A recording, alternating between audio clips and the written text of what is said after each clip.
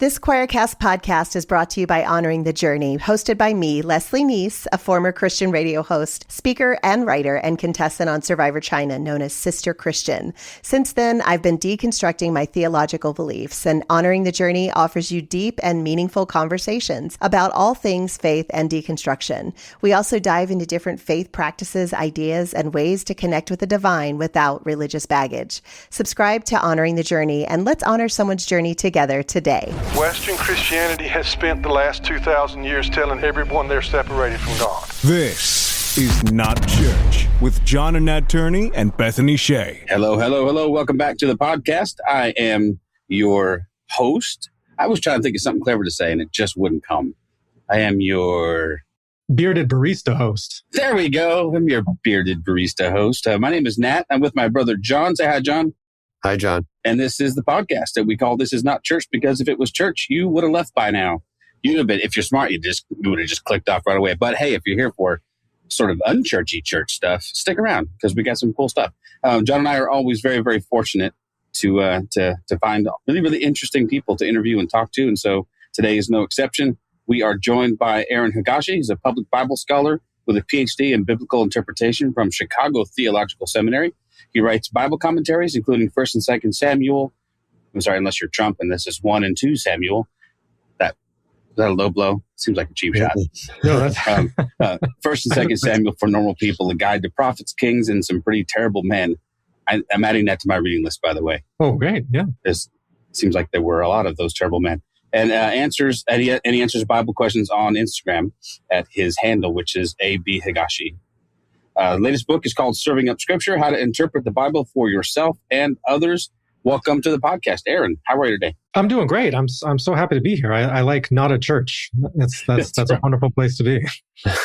Well, John and I are veterans of this church thing, wounded veterans to some degree or other, disabled veterans, you might even say. Yeah. So we have a love-hate relationship. Let's just say that there are things about the concept and about the ideals of church, I think, that are great. I just feel like we failed to reach them, like, usually. So it's like I'm still kind of fine with the idea of it, but in practice, it's been rough going. But tell us a little bit more about yourself. But talk to us about your faith background or journey, if you don't mind. Let us know where you're coming from. I grew up in kind of a Christian home. My mother has always been very religious. She's the daughter of a pastor from a pretty conservative evangelical background. And so in middle school and high school, I spent a lot of time in mega churches in Colorado Springs, where they have a significant evangelical population. I got real burnt out on that. And so coming into college, I guess the term now is deconstructed. I moved away from that. I stopped going to church. I had no desire to do that whatsoever at all. That was kind of during there's a lot of purity culture and George Bush years, and it was not a super great time. And I think most of all, deeply anti-intellectual. The church was largely a facade for just conservative politics, and so very shallow. So I walked away from the church for several years. I ended up getting a bachelor's degree in philosophy. I got very interested in religious studies, and in particular, how people were interpreting the Bible for public use, for politics, for ethics, things like that. And that curiosity led me to get a master's degree and then eventually a PhD in biblical interpretation, always with that question in mind, how are people magicking interpretations out of this text? How can you pick up this book and point to a passage and be like, this is who we should go to war with. This is who should have rights. This is why you should vote for me to be president. How does that work? Has always been my driving, my most fundamental curiosity. So I went on to get a PhD in biblical interpretation. I eventually came back to Christian faith, kind of kicking and screaming, although I now go to a progressive Methodist church, quite different from the evangelicalism that I kind of had a little bit of as a child. And I've been quite content there. I am in an interfaith marriage. My wife of coming up on 16 years now is Jewish. And so I actually worship most at a Jewish synagogue in the Reform tradition. And my children, as far as children can have religious affiliation, are Jewish as well. Wow, that's an awesome background. Is it safe to assume then in your studies that did you spend a lot of time in biblical Greek and Hebrew as well? So are you conversant in those languages? I was when I took my exams as a PhD. I was very good at them. The week I did that, yes. Yeah, there's a guy I follow online who's a biblical scholar and he's atheist now. He's like, I read the Bible and I can't do this anymore. But I think one thing he says that I've always sort of thought is that language is a perishable skill, right? If you don't use it, you absolutely lose it. But he said Jewish, good Lord. He said Hebrew was easier than Greek. He found Greek to be more difficult. Yeah, everybody always finds one easier than the other. Yeah. There's probably some weird, like, astrological correlation for why some people do and the other. But nobody finds them both easy. Everybody always has a preference. I found Hebrew to be much easier as well. Yeah. Well, I guess that's one of the things that struck my interest when I first began I'll go ahead and keep using the term deconstruction because I haven't found one better. Yeah. So, but when I began that, one of the things I did, because I was a pastor for many years and so was John, I immediately stopped like looking up words in concordances and thinking that meant I had a grasp on the language and saying, well, in the original language, this means this and this word. And then you do that whole thing where I found the 15 different times when this word was used and it really means this. And now it changes the whole meaning of this. I'm not doing that. And I would tell my people all the time, like, listen, if anyone who's not really conversant in these languages says stuff like this to you, they're just putting on a show. It's important. I wish I had the drive. I still think I might take Greek, just because I'm curious that way. But it always bothers, and it still bothers me when people try to go to say like a Strong's Concordance versus an actual lexicon, and do that thing where they look up words but in your studies and in your work as a biblical interpreter, what do you think what would you say is your chief concern? Is it context? Is it historical context? Is it trying to sort of ferret out the original intent of what's being written, or is there more to it than that? Yeah, so my area of emphasis in study was what's called ideological criticism, which is a very fancy way of trying to get a sense of the way an author's social and economic situation affects their ideas and the text that they're writing. What is the social economic background of this author? How are they using this text to promote a particular social economic policy or regime, or what kind of social economic forces are they, interacting with or trying to strike or trying to navigate between? My dissertation was on the intermarriage crisis in Ezra chapter 10, which is an instance in which Ezra forces 100 couples to get divorced. But he's doing this in the shadow of the Persian Empire. He's trying to make accommodations with the Persian Empire, with the people that he's has responsibility over. So I look at a lot about that relationship between economics and an economic situation in biblical texts. That's interesting, because I would imagine that the economics of, especially if we're dealing, it looks like you've dealt quite a bit with the Hebrew Bible, the Old Testament, as some would call it. So that's fairly far removed from anything we'd be familiar with socioeconomically. Yes. Yeah. So talk about that. What are some of those major differences? I mean, obviously we're not dealing with capitalist economies. We're not talking about, free trade. We're talking about all kinds of agrarian type of societies. But what would those major differences be? Well, I mean, the fact that like 90% of people living in the ancient world and in the time in which the Hebrew Bible was composed, they are subsistence level agriculturalists and pastoralists. So they are working, 16-hour days just to put enough food on the table to be able to feed themselves and their families and clothe themselves. And they produce virtually no excess capital. I mean, very little. And what very little they do is then taxed off to a king who, lives a couple cities over. Very few people have access to a quality of life greater than that. Very few people have access to literacy. Very few people have access, actually, even to like the centers of religious power and knowledge. So very few everyday people would be aware of what priests in major cities are writing. So if we could go back in time, for example, one thing that we're pretty sure of is if you were to interview some random farmer, that person would have absolutely no idea what's going on in these texts in Genesis and Exodus. They would be unfamiliar with many of these ideas. They would probably think of their own religion very differently than many of these centralized elites would be thinking about them. It would be a very different world to live in. And so those are important things to keep in mind. And also, obviously, that's very different from today. People don't have, they don't get to pick their own jobs, right? They're not deciding like, what am I going to spend my, extra money on? Am I going to put into savings? Am I going to buy? No, it's none of that stuff really applies to the ancient world. Well, then in the time of Jesus, we fast forward a bit, right? And we find living in an occupied country and dealing with probably the overtaxation and all sorts of things like that. And Jesus having a profession of any kind was probably not super common. Yeah, not super common, no. And even then, obviously he didn't spend a lot of time working at that profession. He kind of wanted he kind of bugged out after it. Right, yeah. So he's not collecting a lot of paychecks during the length of his ministry. But there's some very interesting economic issues.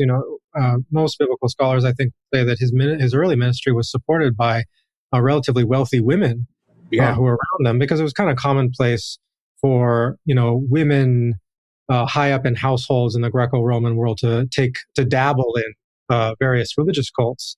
Right, it's kind of the way you show off your social prestige. You donate to this cult, you kind of buy a position within this cult over here, and you perform public sacrifices at this cult over here. It's a cultured thing to do. It demonstrates your higher class status. So, a woman might take an interest in this, this figure, this charismatic figure in the movement forming around him and his disciples afterwards, and that's probably what propped it up. That's probably what gave them their money to wander around and not work, because it's actually quite expensive to do that.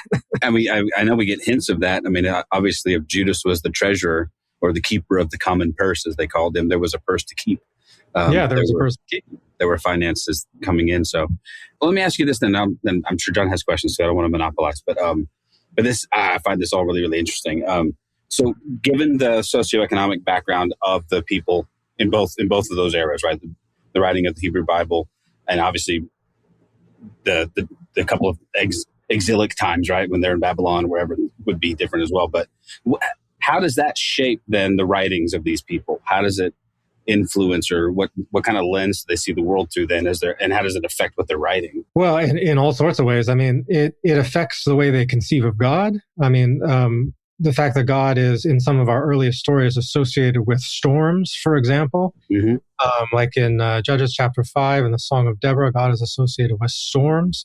This is an area that is desperately dependent on rainfall for agricultural production. To be a god of storms is to both be a god of war, in a sense, because storms are violent and destructive, but also to be a god of agriculture and therefore fertility. Right? You need storms in order to be able to eat. You need to be able to eat in order to reproduce, both you and your animals.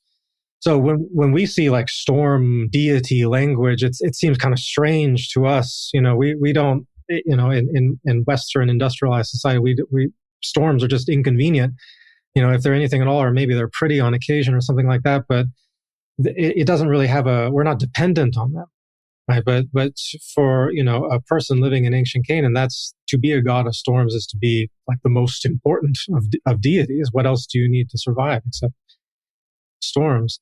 It affects, everything down. I recently had a conversation with somebody about Genesis chapter 3, some of the curses that are pronounced on the serpent in Genesis chapter 3. A lot of Christians have long read this as an allegory.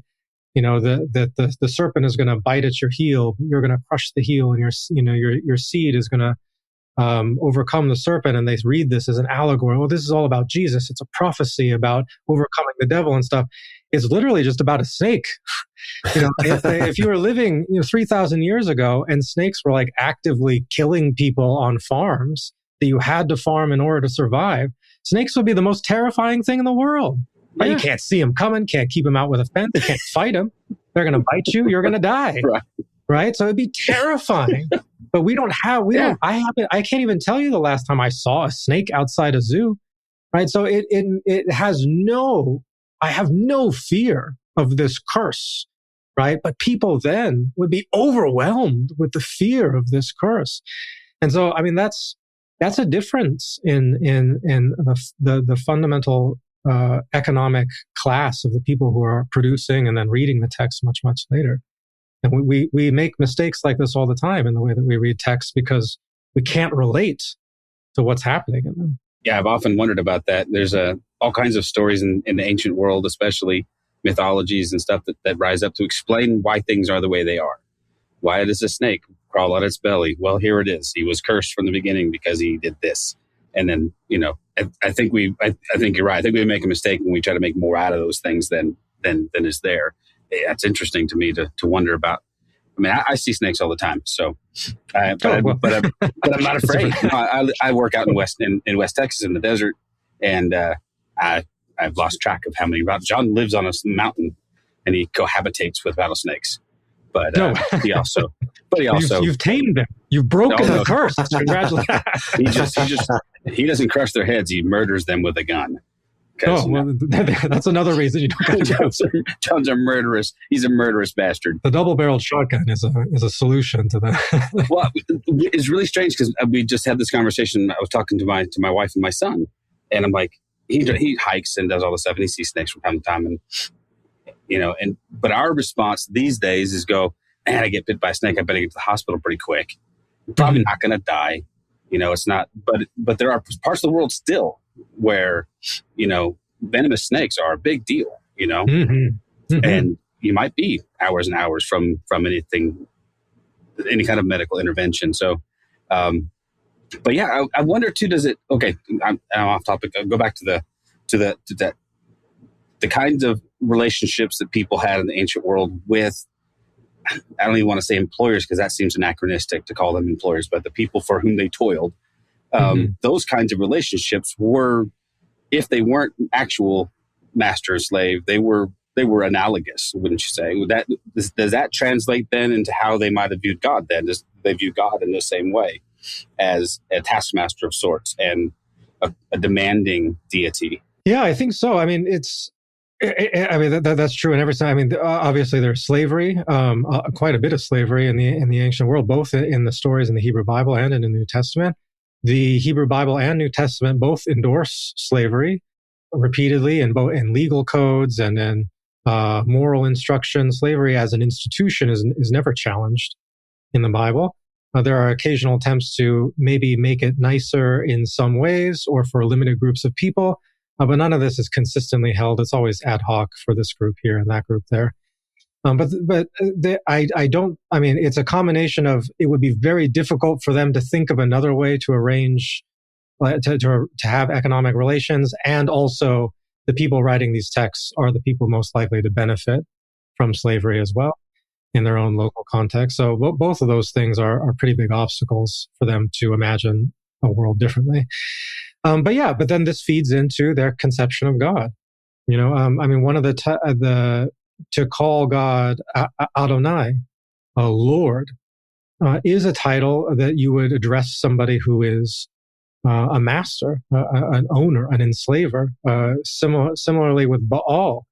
Baal is usually understood to be, if you just say Baal without a qualifier, is usually understood to be a Canaanite deity. But there are texts that address the God of the Bible, Yahweh, with the title Baal as well. And Baal can also have this sense of, a male head of household, but also in that capacity, an enslaver, an owner of human beings. So yeah, they are projecting their own social circumstance, elevating it in a sense to be bigger and greater when speaking about God. But it is coming out of that context in which slavery is a very real and active part of their lives. Yeah. I think a lot of Christians are surprised and will fight you to find out that how clearly the Hebrew Bible in particular endorses slavery and describes it. I mean, tells you from where you can get your slaves, how you can treat them, that you can beat them, and as long as they don't die within a couple of days or as a direct result of what you did. And then to find out I think so much of this is just what we've told ourselves, especially as Americans, that the New Testament remedies that. Mm-hmm. That the New Testament comes along and says, well, yeah, that was then, this is now. Except Paul didn't agree with that. And I think Paul's opinion on slavery probably he probably derived his opinion from the same place he did about marriage. The world was coming to an end. There was no reason to buck the system now. Yeah, Jesus was coming back imminently, right? Mm-hmm. So don't get married, don't have kids. Jesus even said, if you can be a eunuch for the kingdom, if you can accept this, you should. And so I think it's an oversimplification, I think, to say that, he endorsed slavery. I just think he was, it'd be like, hey man, it's the fourth quarter. There's 2 minutes left on the clock. This is going to be over soon. Let's just get through it, But there's a lot of fight in people when you remind them of, the Bible in no way, shape, or form ever opposes. It's shocking to me that we ever use the Bible aside from obviously the Exodus story, where it seems like God wants his people not to be slaves. He wants them to be his slaves, but not anybody else's slaves. But even the places in the Bible where you can trick people in this, you weren't supposed, Hebrews were not supposed to enslave other Hebrews, but they could have them as indentured servants. But if you gave them a wife, right, then there was a little trick you could play and say, well, at the end of this, in the year of Jubilee, you go, but the woman and your kids stay, unless you want to stay, in which case you become anyway. So it's just a very, very different world that I think a lot of us have tried to soften and make more palatable to us. But I don't have a question there. I just was more of a rant. Sorry, John. You had stuff to say a couple times, and I just wrote over the top. I was just finding it interesting that you guys use food as a metaphor in the book, and then I was just looking over the parts. Setting the table, the main ingredients, preparing the ingredients, and feeding the people. Mm-hmm. But the first question in the first chapter is one that I would ask, and that is, what does it mean to interpret? What exactly does that mean to interpret? It's a good question. And as you say, it's one of the first things we wanted to start the book off with, is to give people a working definition of what it means to interpret. As far as academics are concerned, this is a question that can be answered in like 1,000 different ways. There's an entire field in philosophy dedicated to giving fancy answers to this question. But I wanted to give an answer that's helpful to everyday people. And so we frame we describe interpretation as a matter of asking questions of the text. Anytime we ask a question of the text, that's what we're doing when we're interpreting. So even a very simple question like, what's happening here in the story? Or what's going to happen next, or what kind of character is this, or what is the character's motivations, or what is the character feeling right now? These very basic narrative questions. To ask, and then to attempt to answer any of those questions is an act of interpretation. And so if we apply this to the Bible, when we open up to like Genesis chapter 1, what's happening here? Why is God being described in this way? Why is God creating in this fashion, in this order, in this language? Those are all interpretive questions. We're asking questions about the text. And describing interpretation in that way is very helpful then for us to be able to then go on and provide the reader, which is what we do in the latter half of the book, provide the reader with a bunch of questions that they can pose to different biblical texts that maybe they never thought before that they could ask. Like, what impact does a character's gender, race, and class have on the way that we see the scene or that we interpret the text? Or how might we read this text through a polytheistic lens rather than a monotheistic lens? So we first established that it's about asking questions, and then we help people by giving them a lot of different questions that they can ask of these texts. Beyond just, how do I prop up the dogma that I grew up with, which is the primary question that people are usually given in church context to ask. Like, how does this make sense of my faith? How does this make me feel better as a Christian? And it's not that those questions aren't necessarily important. It's just that, one, the texts weren't written to answer those questions. And two, there's so many other things that are much closer to the minds of the original authors and audiences that we can ask. Yeah, it's such an important question. I sort of have over the years leaned towards a sort of like historical critical view, right? Or in terms of examining the Bible. I'm very curious about what is the historical context of this? What is it, and trying to, as best you can, figure out what the author's intentions were. I know that's a tall order, obviously. Some things are very very clear. Some things are muddled as all hell. And that's another one of my pet peeves when people say, well, I just read the Bible. A plain reading of the Bible will tell you, blah, blah. Yeah, there are a handful of places where the Bible seems to be very clear. And then there's a whole lot of stuff where you need to go, okay, but what did he mean by that? And if you don't understand, and I don't, but I'm learning some of the idioms and some of the colloquialisms that are used and some of those things that you go, you can come away with a very, very different and very possibly very incorrect view. And I think anachronism is one of those things that comes in very often. We just assume that this is taking place in the 20th, 21st century context and interpret it that way. So it's really, really interesting to think about it in those terms. But yeah, I like that. I like the answering. I like the asking the question because so much of my life was spent backing into those questions. It was what position am I trying to fortify, and how do I get there? Or if as a pastor writing sermons, it was bullet point 1. Now I need 15 scriptures that either do or seem to support that statement that I just made, rather than going the other way around. So that was one of the things that started my deconstruction. Was I was trying to find there was a talking point that was very powerful, probably still is amongst evangelicals, something about God pouring out his wrath on Jesus on the cross. And I'm like, well, so that was point number 1 of whatever sermon I was writing. And I went looking for that verse, and wouldn't you know it, it's not there. I mean, there's nothing that says that specifically.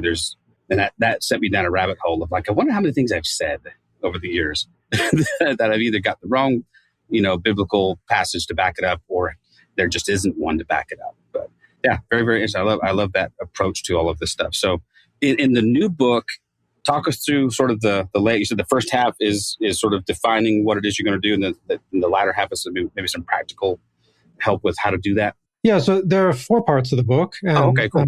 And as he was saying, the primary metaphor that we use to talk about interpretation is food. Just like a chef takes some ingredients and prepares them for a particular audience for consumption, so too do we approach the Bible and bring to it particular questions that we then interpret for an audience as well. And that's kind of the running metaphor throughout the book. Interpreting the Bible is like preparing meals. And just like our own personal experience and background, our demographics, ethnicity, our class, our education, just like those things can affect the kinds of foods that we want to eat or are capable of preparing or can afford to eat, so too do these same things affect the way that we go about interpreting the Bible. They give us biases for these kinds of interpretations or for other kinds of interpretations. They equip us or not to be able to interpret the Bible in certain ways. So the first part is just about what does it mean to interpret, and why do these, how our social identity or gender, race, class, sexual orientation, etc., how do those things affect our interpretations of the text? So it's entirely focused on the reader. What is interpretation? How does our background affect the way that we read the text? The second part then is a basic introduction to the Bible from an academic perspective. Here's all the books of the Bible. Here's the rough historical context in which they were composed. Here's some of the most common genres within those books and some tips for reading them. And then that section concludes with a brief history of biblical interpretation. This is some interesting ways that people in the ancient world interpreted the Bible, some interesting ways that people in the medieval period and then the early modern period interpreted the Bible. And then the third part is about how contemporary biblical scholars are interpreting the text. And this is where we give the reader, with the goal of empowering them, here are all these different questions you can bring to the text. And just like you might want to expand your palate when it comes to food, just like you might be curious to try this food or that food on that occasion, just like you might want to develop, taste and experience the way that other people prepare foods, so too, here are all these different questions. You can experience all these different ways that people are interpreting the biblical text. And then the last section is about the why question. Why interpret the Bible? Why do it at all? You don't have to do it at all. It was one of the things that I wanted to communicate. You can walk away from the biblical text if it's hurting you. Just like you would walk away from food that's poisoning you. It's making you sick. It's not good for you. You can walk away from the Bible too. That's okay. And if you are getting some nutritional value out of the Bible, just like out of food, if you have found delicious ways, satisfying ways to interpret the text, congratulations, keep doing that. I hope it adds to your happiness, right? And then Jennifer wrote the concluding chapter about interpreting the Bible to other people as well, and our responsibilities in doing it. That's a quick kind of overview of it. One of the areas that you talk about is talking about how the main ingredients, right, of examining the raw materials of Scripture, and that includes like the chapters, the verses, and all of that. But one of the things that I found interesting is the stuff that's added later, like chapter verses or like verse numbers and all that, and then headings. And can you explain how that can change the way people interpret what they're reading? Because in my understanding, and is like some of these headings actually separate actual thoughts that are continuation of the thought, but they stop there and make it harder to connect the two because they give these headings. Yeah, I mean, it's probably inevitable that we use some sort of system to organize the Bible eventually, right? I mean, as soon as we're printing texts, as soon as they are large enough and it's easy enough to write in, it's probably inevitable that we came up with some sort of system to be able to talk about them in smaller units. Jewish communities had done this for a long time by like naming, different sections of the text that don't necessarily match up exactly to the kind of chapters that eventually became popularized, but they did it by different stories. But eventually we were going to do something like this. But sometimes it does get in the way. An example that comes up a lot in conversation is the difference or the division between Romans chapter 1 and Romans chapter 2. People will read Romans chapter 1, and then they will entirely disconnect it from Romans chapter 2. And that's a big problem. Because when you turn the page to Romans chapter 2, all the attacks that Paul seems to be doing in Romans chapter 1, all the criticism, some of which seems to be directed at LGBTQ plus people, or at least that's the way that it's often used, all that criticism, quite viciously stated criticism, turns out to be for the explicit purpose of condemning the reader themselves. Mm-hmm. And you don't see that until you turn the page to Romans chapter 2, and Paul says, and it's you who I am speaking of, right? But if you just read 1 and you stop there, you're going to walk away and be like, oh no, those people out there with those deviant sexual practices, how dare they over there? But then in Romans chapter 2, it's that nobody then reads. It's you who I am speaking about. So the chapters can be very useful, obviously, in getting people on the same page so we can all read the same stories together, but we shouldn't let them divide the thoughts of the text itself, right? Just because a chapter has ended doesn't mean that's a good reason to stop reading. You should keep reading until the author has made their point, until the story comes to a conclusion. Or in Genesis chapter 1, for example, the seventh day of creation is in Genesis chapter 2.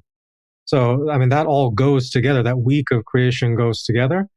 And if you just stop at the end of Genesis chapter 1, you don't get that sense.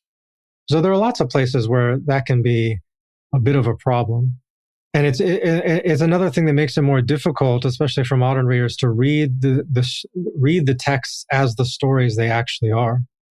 Right? We are very terrible, just collectively, at reading the Bible as a long form piece of literature. We pick out verses, right? This verse, that verse, sometimes this paragraph or that paragraph, right? But very rarely do we just read, right, from the beginning of a book to the end of a book, or even just from the beginning of a book, several consecutive chapters. We don't do very often. Part of that's just, pragmatic. We only have so much time. Part of that's the way church is kind of organized. We have to hit the couple verses from that we're going to preach on for the day or whatever it might be. But the chapters can be an additional obstacle to reading the texts as texts, right? We would never do that with another book. We wouldn't just like arbitrarily, in the middle of the chapter in like a fantasy book, just like set it down and be like, well, we got to a paragraph, so we're going to stop, because you're going to read for the plot. You want to see what the characters do, right? You're gonna let the story dictate when you stop. You're not gonna just stop in the middle. Yeah, I think it was the first time I read anything. I don't know if do you know who Douglas Campbell is? No, I don't think so. Oh, okay. So he, very, very eminent Pauline scholar out of Duke, wrote a massive doorstop of a book called The Deliverance of God. He's since written a couple layman versions, thank God. Anyway, it's an 800-page tome, but that was the first place I ever read anybody talk about books like Romans, most of the Pauline epistles, the ones that are genuine, and treat them as dialogues or as diatribes, where, like what you just said, where he sets up arguments as the false teacher, only to knock them down in his response. And if you read it just flatly, you end up thinking, well, Paul's kind of a schizo. Right? What shall we say then? Should we sin more so that grace will abound? No, hell no. But there does seem to be that there are times when Paul appears at a surface reading to be misogynistic. He appears to be very anti whatever they would have conceived of as probably just any kind of sexual deviancy. I'm not sure LGBTQ would have made much sense to them, but any kind of deviation from what they deemed as sexual norms, gender identity, any of that stuff, it seems like he comes out very harshly against them. And then he comes out with these sweeping statements like, there's therefore now no Greek, no Jew, no slave, no free, no male, no female. So in this kingdom, all of these divisions are supposed to go away. So it changed the way I approached those letters in particular. So speaking of interpretation, now I would read through, say, Galatians. I can't remember the guy's name. Lewis wrote a really good commentary on Galatians. Lewis Martin, colleagues of Doug's, and it approached it the sort of same way, right? With this whole idea that, hey, we're personifying this nondescript false teacher. We're giving him a voice, and we're going to actually steel man his arguments to the best of our ability, almost too, I would say a lot of times too well, because they sound like authentically Paul saying, wagging his finger. But then we're going to knock them down as well. So I don't know. It's just an interesting, I like anything that challenges my preconceived notions about what I've been taught because I think most of what I've been taught my whole life is just lazy. It's mostly just, conforming to societal norms and then finding places in the Bible that will support that. And that's hurt too many people I love, too many people in my family, too many people I know. And I love what you said, by the way. I want to reiterate what you said. That's probably why the little church I planted didn't last very long in West Texas. I did tell people, you can just walk away from this thing. Or you can just choose, this little thing you don't understand. You don't have to twist yourself into a pretzel to try and make it fit your worldview, or to try to make the text say something it isn't saying. You could just set that aside for now. Go with the things that you're certain of. Go with the things that nourish you, and come back to it later, or don't. But let me ask you this: there had to be a question there somewhere, I'm sure. So much of currently what we would call evangelicalism, Western especially, is predicated on the idea that the Bible is infallible and it is to be taken literally. How much is that the bane of your existence as a biblical interpreter to go, that's just not possible, to make this thing completely harmonize and ignore inconsistencies and outright contradictions? How do you deal with those kinds of things? It is definitely one of the primary obstacles. I mean, in the context in which I have taught Bible and continue to teach Bible and interact with people about the Bible, a belief in biblical inerrancy, that there are no errors in it whatsoever at all, and the belief in univocality, that it has one single unified voice behind it all, usually God, one single unified voice. It always agrees with itself. It's just elaborating on itself and never disagreeing with itself. That perspective is probably the single largest challenge to increasing people's genuine biblical literacy, because that is false. There are errors in the Bible. There are contradictions in the Bible. It does not speak with one voice. In fact, the Bible is almost specifically designed to not speak with a single voice. It is specifically designed to speak with many voices of differing opinion. That's why we have 4 Gospels, right? If the people who constructed the Bible to begin with believed deeply in univocality, we would have 1 Gospel. Absolutely. And that's it. But we don't. We have 4, right? We would only need 1 prototypical letter of Paul, one that he could send to every church that would address every issue. That's not what we have. We have these localized, contextual, issue-driven, almost to a certain degree, ad hoc theological things that he's doing. For this community here, let me pastor you through this. For this community here, let me pastor you through this, right? And sometimes there's quite a bit of tension between those things. In the areas that I've worked in most, and if you pick up one of my commentaries, either on 1st and 2nd Samuel or on 1st and 2nd Chronicles, there are 2 complete histories of ancient Israel in the Hebrew Bible. One that's given to us in Samuel and Kings, It takes us from the foundation of the monarchy to the exile, and another in 1st and 2nd Chronicles, which again takes us from the foundation of the monarchy to the exile. They are very different portrayals of that history. They are intentionally constructed by their authors, at least by the latter, to differ from the former. So the Bible is arguing with itself. You said you encourage people in your church, if you're not finding this, set it down. The Bible sets itself down. Later parts of the Bible will set down earlier parts of the Bible when it's no longer useful in new times for new communities. So if we are constantly trying to harmonize everything we see into some grand, singular voice, we miss 99% of the Bible. And we cannot understand it with that dogmatic commitment. And breaking people out of that, because that dogmatic commitment is such a defining feature of evangelicalism, and there's so much social weight and relational. This is your community, your family, your politics. It might be literally your living arrangements. You are physically dependent on being a part of this community for your survival. You need to commit. It's very difficult to break people out of that. It's a high cost, often a very high cost change in people's lives. So people aren't receptive to hearing otherwise. You have to do it gently. I have found often, repeatedly. You have to ease people into it. In a lot of points in people's lives, they won't hear it at all. But it is absolutely necessary. If people want a more informed view of the Bible, you have to overcome that. Yeah, it's interesting. I was thinking about contradictions today, and there are issues with the Bible, and obviously there are scribal errors and there are minor inconsistencies here and there, and I can overlook most of those. But there are a handful that are just glaring. And I was thinking about, and I don't know where in Jeremiah, but Jeremiah says, speaking for God, says, when I brought you out of Egypt, I never spoke to you or gave you commands about burnt offerings or sacrifices. And I'm like, Leviticus, Numbers, Deuteronomy. What are you talking about? The entire law of Moses is predicated on burnt offering and sacrifice. How did you?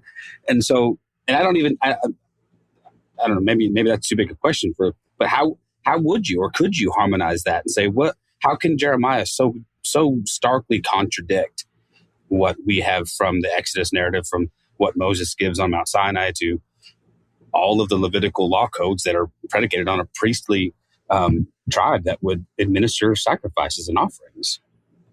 It's a strange thing. Yeah, people will just say it's rhetorical, that it's bluster, it's hyperbolic, that it's not literally true. People are trying to communicate a point. Unfortunately, people's capacity to, because you can take anything that you don't want, not literally. People's capacity to harmonize is literally infinite. Right. But you can always say, well, there's another sense. You can always dismiss.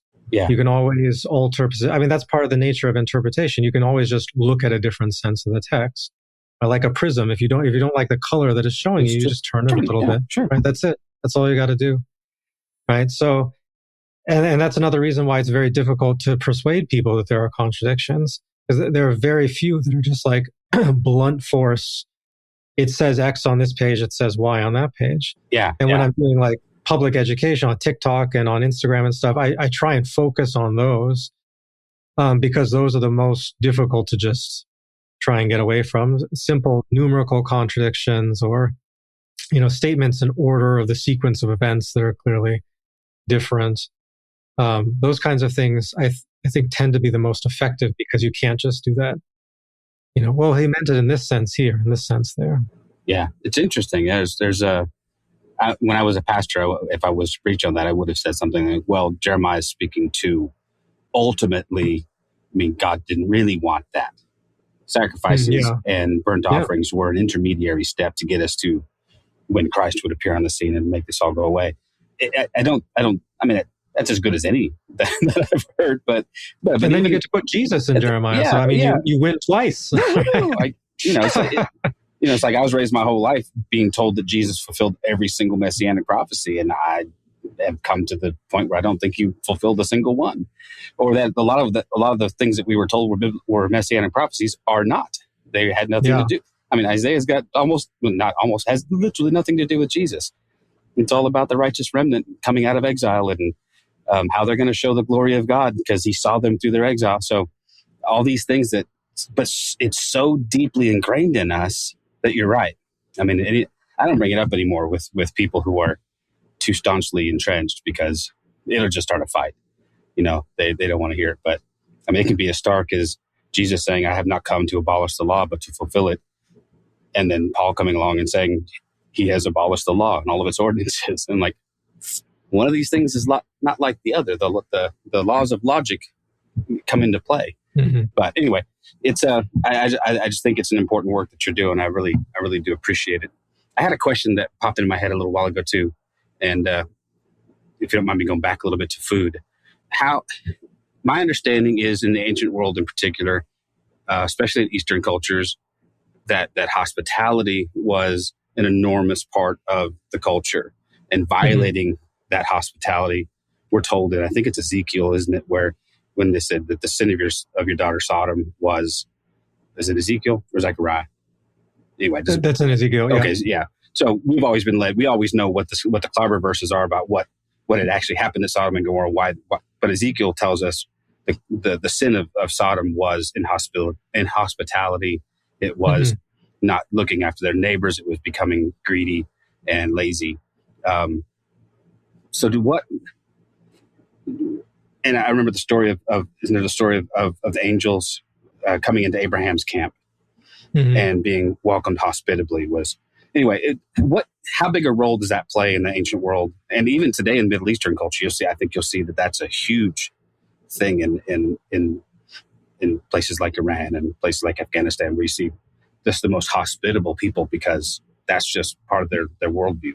Yeah, it's an extremely important value in all throughout in every period of time in which the Bible is composed. I mean, pointing to Genesis 18 and 19 there, where we get both sides of it, right? We get Abraham who does the right thing. And the guests show up at his house. He immediately falls down to serve them. His service of them ultimately involves him telling his wife to serve them, but he provides them food and shelter. Right, and that's that obligation of food and shelter is so deeply ingrained in that culture, in part as a matter of sheer survival. Right, nobody could travel in the absence of that value anywhere because it's so dangerous to get caught out. It's so dangerous to not have access to resources. So that value of hospitality takes root so strongly there out of a certain degree of necessity. They have to value it, otherwise they won't be able to get along and survive as a community. So we have Abraham who kind of does the right thing, and of course the people at Sodom who don't do the right thing, who do everything wrong. They make no offer at all. All they try and do is take, and in this instance, it has to be in a sexually rapacious way. Right? They want to assault the angels rather than take them in. Lot kind of starts off doing the right thing. He's in the public square. He is available to be hospitable to people, and initially he takes them into his house. To a certain degree, you see kind of a twisted sense of a hyperbolic commitment to hospitality in Lot's willingness to offer his daughters to be assaulted instead in place of the visitors. It's difficult to know to what degree this might actually reflect the values of a person living at that time, and how much this is a condemnation of Lot's character in having taken it too far. I think the text is open to both possibilities. Nevertheless, ultimately, it's important to remember that the entire rhetorical goal of that passage is to insult the Moabites, right? Because the story does not end with Sodom and Gomorrah. The story ends with the death of Lot's wife, and then Lot and his daughters go up into the hills, and then in a kind of a perverse narrative reversal, they get him drunk and rape him instead. And this is the people from whom the Moabites descend. So there's an ethnic prejudice. Right? The story is told for the sake of developing a particular ethnic prejudice, justifying it. That's part of the text too. But yeah, it is an important value. I mean, everywhere we're gonna see this. There are laws about hospitality, conversations about it in the Psalms and the wisdom literature. It comes up in prophecy even. And again, that's something that derives from the particular socioeconomic context, right? We have very different views about hospitality now I think about this a lot in terms of contemporary moral obligations to like unhoused people. I have children now. I have 3 young daughters. And this is getting into like more like personal moral dilemmas and stuff. But like, That's all good, how do I model for them charity to unhoused people that we encounter sort of randomly in the street? Keeping in mind that I want to keep them safe, but I also want to demonstrate that charity is an extremely important value. What do I give? On what occasions do I give? How do I give? What is that conversation like? What do I then tell them? Should I open up my home and just, I have lots of, so I'm very blessed I have extra space in my house. I have a living room. Should I just invite people in off the street? A part of me wants to do that because that's that hospitality. Is that something Jesus would do? And so these are very difficult and complicated moral questions, but a lot of it comes out of that biblical commitment to hospitality. I don't have any answers to any of those. I was just think about that because I feel like we got a lot I bought a guy here. a McDonald's gift card the other day, and because he was begging for money, I bought him a gift card and talked to my daughters about it. But was that the right thing to do? Was that too much? Not enough? I'll probably lose several nights' sleep about it. But it's a difficult. How we do these things today, there isn't necessarily obvious answers to them. We continue to wrestle with these same moral obligations. Well, and Jesus has given us a couple nifty outs with. You'll always have the poor among you. And so I've seen that one weaponized to say, we're never going to solve the issue of poverty. We just tried to, someone in our town tried to raise funds to open up a what would you call it?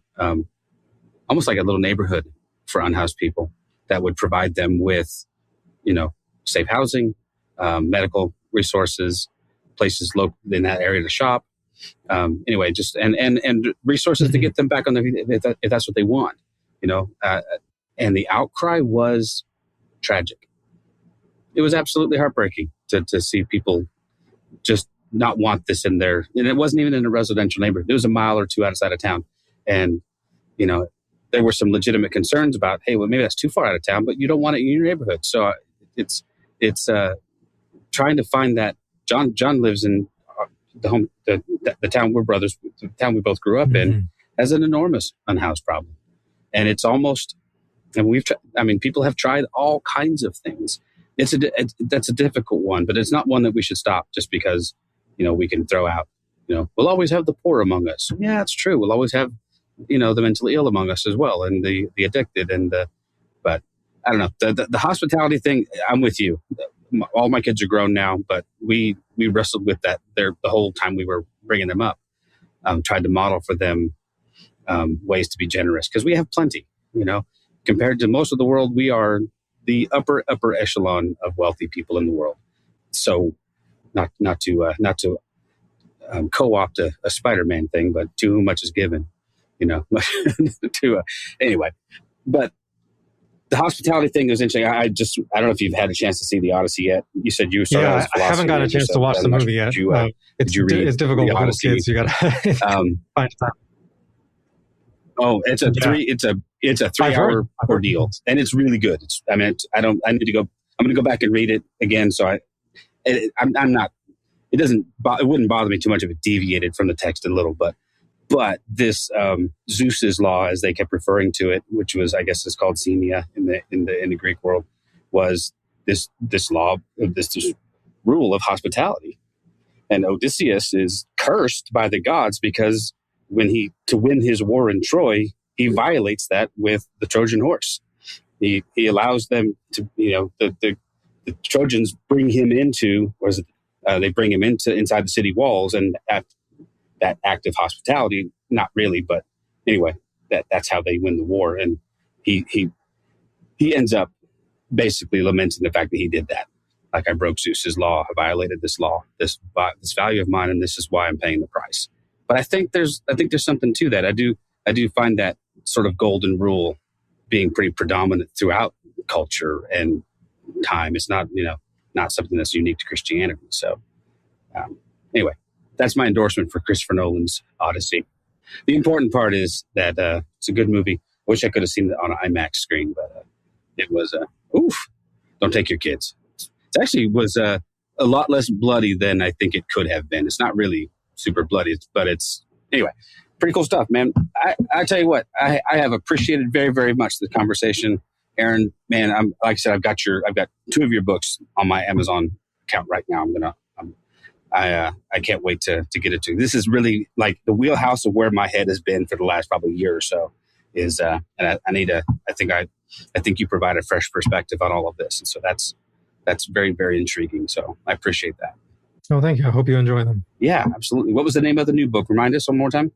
Serving Up Scripture: How to Interpret the Bible for Yourself and Others. Awesome. John, any parting thoughts, man?